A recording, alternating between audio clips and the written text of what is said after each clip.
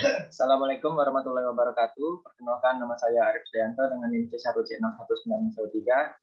Pada kesempatan kali ini saya ingin menjelaskan mengenai kerangka dasar penyusunan dan penyajian laporan keuangan syariah dengan dosen pengampu Dr. Wirmi Eka Putra, ST, MSI, CIDNR. Ada dua pokok pembahasan. Yang pertama, kerangka dasar penyusunan dan penyajian laporan keuangan syariah. Lalu yang kedua, konsep dasar akuntansi menurut AAOIFI dan pemikir Islam. Kerangka dasar penyusunan dan penyajian laporan keuangan syariah. Yang pertama, tujuan kerangka dasar. Tujuan kerangka dasar ini adalah untuk digunakan sebagai acuan bagi satu, penyusun standar akuntansi keuangan syariah dalam pelaksanaan tugasnya. Dua, penyusunan laporan keuangan untuk mengulangi masalah akuntansi syariah yang belum diatur dalam standar akuntansi keuangan syariah. Auditor dalam memberikan pendapat mengenai apakah laporan keuangan disusun sudah sesuai. Yang ketiga, dengan prinsip akuntansi syariah yang berlaku umum atau tidak.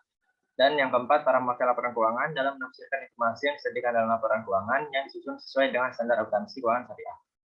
Lalu untuk pemakai dan kebutuhan informasi ada 11. Yang pertama, investor sekarang dan investor potensial. Yang kedua, pemilik dana ganda. Lalu pemilik dana syirkah temporer, pemilik dana titipan, pembayar dan penerima zakat, infak, sedekah, dan wakaf, pengawas syariah, karyawan, pemasok dan mitra usaha lainnya, pelanggan, pemerintah serta lembaga-lembaganya, dan masyarakat. Paradigma transaksi syariah. Transaksi syariah didasarkan pada paradigma dasar bahwa alam semesta diciptakan oleh Tuhan sebagai amanah atau kepercayaan ilahi dan sarana kebahagiaan hidup bagi seluruh umat manusia untuk mencapai kesejahteraan hakiki secara material dan spiritual atau al-falah. Asas transaksi syariah ada 5. Yang pertama, persaudaraan atau ukhuwah. Yang kedua, keadilan atau adalah. Yang ketiga, kemaslahatan harus memenuhi 2 unsur, yaitu halal, patuh terhadap ketentuan syariah, dan thayyib, membawa kebaikan dan bermanfaat. Yang keempat, keseimbangan atau tawazun, dan yang kelima, universalisme atau syumuliyah. Karakteristik transaksi syariah ada 11. Yang pertama, transaksi hanya dilakukan berdasarkan prinsip saling paham dan saling ridho. Yang kedua, prinsip kebebasan bertransaksi diakui sepanjang objeknya halal dan baik. Yang ketiga, uang hanya berfungsi sebagai alat tukar dan satuan pengukur nilai atau komoditas. Yang keempat, tidak mengandung unsur riba. Yang kelima, tidak mengandung unsur kezaliman. Yang keenam, tidak mengandung unsur maisid. Yang tujuh, tidak mengandung unsur garar, tidak mengandung unsur haram. Yang kedelapan, tidak menganut prinsip nilai waktu dari uang atau time value of money, karena keuntungan yang didapat dalam kegiatan usaha terkait dengan risiko yang melekat pada kegiatan usaha tersebut sesuai dengan prinsip al-ghunu bil ghurmi atau no gain without accompanying risk. Yang 9, transaksi dilakukan berdasarkan suatu perjanjian yang jelas dan benar serta untuk keuntungan semua pihak tanpa merugikan pihak lain, sehingga tidak diperkenankan menggunakan standar ganda harga untuk satu akad serta tidak menggunakan 2 transaksi bersamaan yang berkaitan atau ta'aluk dalam satu akad. Yang 10, tidak ada distorsi harga melalui rekayasa permintaan atau negasi maupun melalui rekayasa penawaran atau itikad. Yang 11, tidak mengandung unsur kolesi dengan suap menyuap atau residual. Tujuan laporan keuangan ada 4. Yang pertama, meningkatkan kepatuhan terhadap prinsip syariah dalam semua transaksi dan kegiatan. Yang kedua, informasi kepatuhan entitas syariah terhadap prinsip serta informasi aset, liabilitas, pendapatan, dan beban yang tidak sesuai dengan prinsip syariah, bila ada dan bagaimana perolehan dan penggunaannya. Yang ketiga, informasi untuk membantu mengevaluasi pemenuhan tanggung jawab entitas syariah terhadap amanah dalam mengamankan dana, menginvestasikannya pada tingkat keuntungan yang layak. Yang keempat, informasi mengenai tingkat keuntungan investasi yang diperoleh penanam modal dan pemilik dana syirkah temporer, dan informasi mengenai pemenuhan kewajiban atau obligation, fungsi sosial entitas syariah termasuk pengelolaan dan penyaluran zakat, infak, sedekah, dan wakaf. Bentuk laporan keuangan ada 5. Yang pertama, posisi keuangan entitas syariah disajikan sebagai laporan posisi keuangan. Yang kedua, informasi kinerja entitas syariah disajikan dalam laporan laba rugi dan penghasilan komprehensif lain. Yang ketiga, informasi perubahan posisi keuangan entitas syariah yang dapat disusun berdasarkan definisi dana seperti seluruh sumber daya keuangan, modal kerja, aset likuid, atau kas. Yang keempat, informasi lain seperti laporan penjelasan tentang pemenuhan fungsi sosial entitas syariah. Dan yang kelima, catatan dan schedule tambahan. Asumsi dasar. Yang pertama, dasar akrual. Laporan keuangan disajikan atas dasar akrual. Maksudnya bahwa pengaruh transaksi dan peristiwa lain diakui pada saat kejadian, bukan pada saat kas atau secara kas diterima atau dibayar. Dan diungkapkan dalam catatan akuntansi serta dilaporkan dalam laporan keuangan pada periode yang bersangkutan. Yang kedua, kelangsungan usaha. Laporan keuangan biasanya disusun atas dasar asumsi kelangsungan usaha entitas syariah yang akan melanjutkan usahanya di masa depan. Karakteristik kualitatif laporan keuangan ada 4. Yang pertama, dapat dipahami. Yang kedua, relevan. Yang ketiga, keandalan. Dan yang keempat, dapat dinamakan. Untuk kendala informasi yang relevan dan andal ada 2 poin. Yang pertama tepat waktu dan keseimbangan antara biaya dan manfaat. Unsur-unsur laporan keuangan ada 3. Yang pertama komponen laporan keuangan yang mencerminkan kegiatan komersial yang terdiri atas laporan posisi keuangan, laporan laba rugi, laporan arus kas, serta laporan perubahan ekuitas. Yang kedua komponen laporan keuangan yang mencerminkan kegiatan sosial, meliputi laporan sumber dan penggunaan dana zakat serta laporan sumber dana penggunaan dana kebajikan. Yang ketiga, komponen laporan keuangan lainnya yang mencerminkan kegiatan dan tanggung jawab khusus entitas syariah tersebut.